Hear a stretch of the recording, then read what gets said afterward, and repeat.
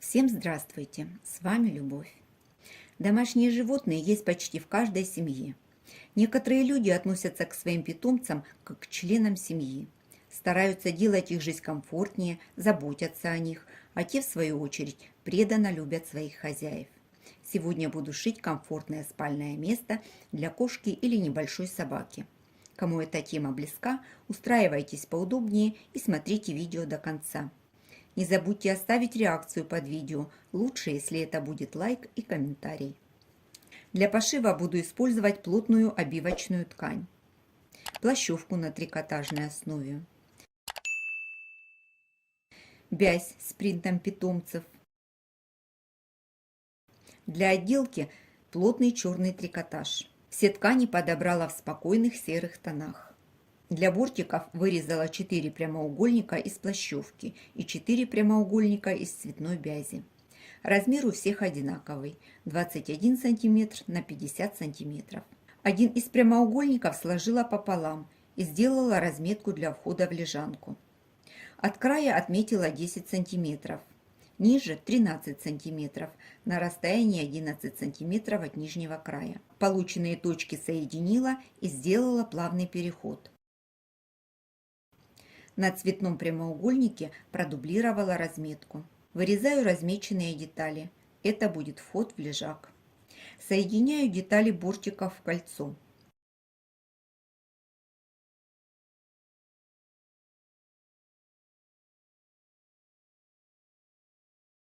У меня рисунок на ткани имеет направление. Когда скалываю боковые срезы, обращаю внимание на рисунок. Прямоугольники из плащевки тоже соединила в кольцо. Все детали соединила. Припуск сделала 0,5 см. На краях поставила закрепки.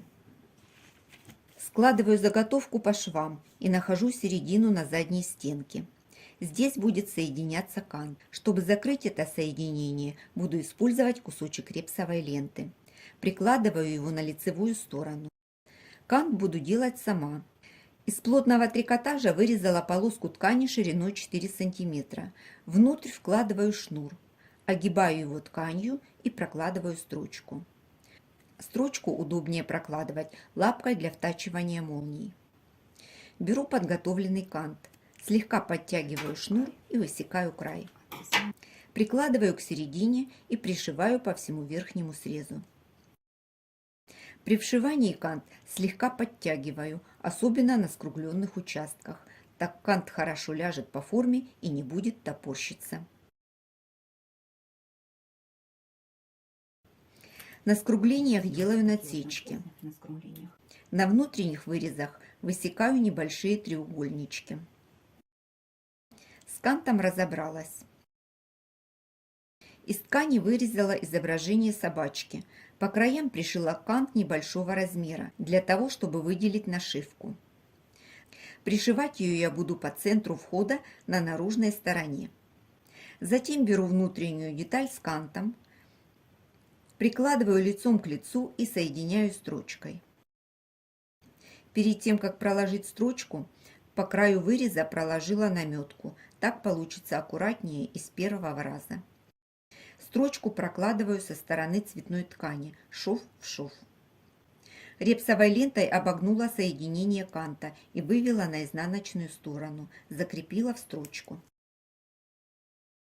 Посмотрите, как аккуратно все получилось. Мелочь, но приятно. На фигурных срезах припуски сделаю покороче. При выворачивании кант ляжет аккуратней. Дальше соединяю наружную и внутреннюю часть по углам. Когда соединяла детали, припуски заложила в одну сторону.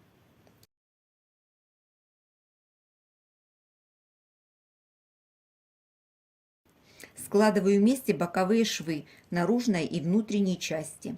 Совмещаю края. Прокладываю строчку. Соединила боковые швы. По краям сделала закрепки. Выворачиваю на лицо. Никаких лишних швов. Все красиво и аккуратно. Даже самой нравится. Смотрите, как удачно вшит кант. нигде ничего не топорщится, плавно повторяет все линии. Выправила все швы, иду на утюг и все проутюжу с паром. Сделала обработку паром, все стало на свои места, приняла нужную форму. Теперь нужно заполнить карманы наполнителем. Чтобы заполнять карманы было удобнее, часть нижнего среза я соединила. Оставила отверстия в каждом кармане, вот через них и буду закладывать наполнитель. В качестве наполнителя буду использовать холофайбер. И еще у меня после переделки кухонного уголка остался поролон. Буду добавлять и его. Уголки забивала очень тщательно, чтобы не было пустоты. Сильно плотно не набивала. Хочу, чтобы бортики держали форму и в то же время были мягкие. Поролон разорвала на небольшие кусочки, смешала его с холофайбером и заполнила все карманы. Зашила отверстия, через которые наполняла. Чтобы это было удобнее делать, заколола булавками подальше от края и проложила строчку лапкой для вшивания молний. Сниму булавки и расправлю наполнитель. Для дна вырезала квадрат 50 на 50 сантиметров. С наружной стороны соединяю углы дна с углами лежанки.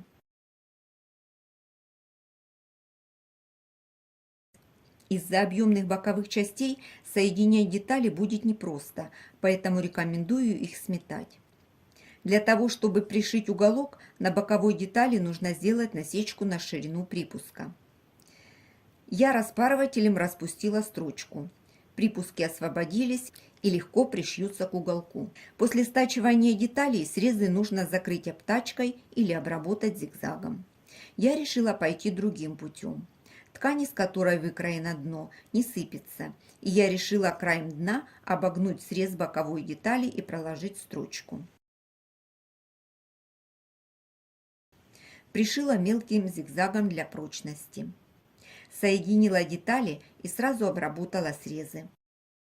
Теперь следующий край. От уголка огибаю тканью и прокладываю строчку. Прошила, предварительно проложив наметку. Когда прошивала первую сторону, на изнаночной стороне получились небольшие защипы. Боковины объемные, и подвести их под лапку сложновато.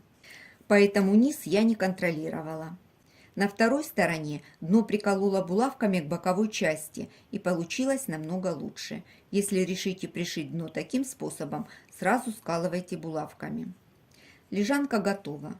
Полностью показать не могу, не помещается под камерой. Выворачиваю на лицевую сторону. На мой взгляд, ее можно использовать любой стороной. Она получилась двусторонняя. Теперь коврик. Для него собрала сэндвич. Внизу бязь. Дальше 2 слоя синтепона 150 и сверху цветная ткань. Сколола все в нескольких местах и буду стягать от середины к краям. На стеганую заготовку кладу сверху квадрат размером 50 на 50 сантиметров и соединяю по всем сторонам. С одной стороны оставила отверстие для выворачивания. Срезаю все лишнее по краям, оставляя небольшой припуск.